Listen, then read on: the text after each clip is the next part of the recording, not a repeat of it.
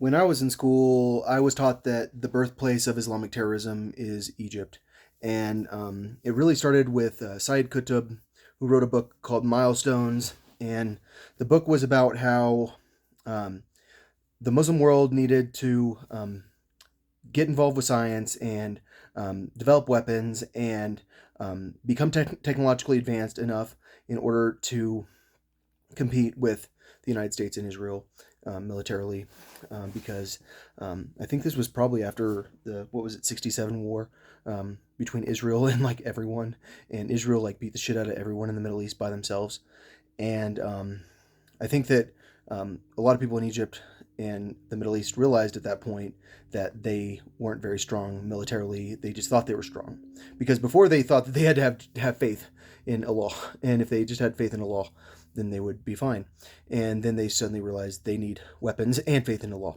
So what I learned is that the Muslim Brotherhood was kind of the beginning of like Islamic terrorism and this belief system that someday that Sharia would be achieved in your in society, and then everything would be better. And so um, when I talk about Al Qaeda, for me specifically, I don't think Al Qaeda is necessarily like everyone's a terrorist organization. Everyone's going to kill me. I'm so afraid of Al Qaeda. I don't think of them like that. What I think of them as is people that someday would be down to fight a war with me, but they don't want to kill me right now. But right now, at this point in my life, maybe they do want to kill me, and but I think of them as like I think of actual terrorist groups as like terrorist cells. And like if they're gonna start doing terrorism, like they're gonna like kind of branch off and be like an isolated group of friends who have an affiliation with Al Qaeda. At least I think that tends to be the case if they're actually gonna like get the attack off, because if they're like too connected to the original group of people, they might have trouble. But all I'm saying is that Egypt kind of was the beginning of Islamic terrorism, and for a long time, everyone fought the Islamic or the Muhammad or the Muslim Brotherhood in Egypt. I'm talking about the government, and like when I would live there, Muslim Brotherhood people were getting rounded up, like 100 people arrested in one day. They were just rounding them up, and then Muslim Brotherhood got put in charge of Egypt because they won the elections. Because, like I said, if you have a real democracy, a lot of the time they pick the Islamists, they pick the people that want Sharia, and so. Um, yeah, like if you want any more evidence that um, like people are, but the thing about the Muslim Brotherhood is they're not necessarily a terrorist organization.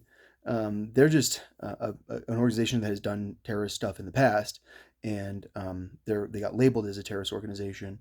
But I feel like a lot of these people that are parts of certain groups are also part of other groups, and that's like kind of Al Qaeda a lot of the time. Like they were, or like back in the day, they were like people from different groups that kind of had the same agenda, which is we hate the same people, especially we hate Israel, and we hate the United States, but especially Israel more than anyone, because the United States like is not the same as Israel. People hate Israel way more than the United States in the Middle East. I'm just saying, like way more. The United States, like some of you guys are not as bad as your government, but Israel, it's like we hate Israel that much.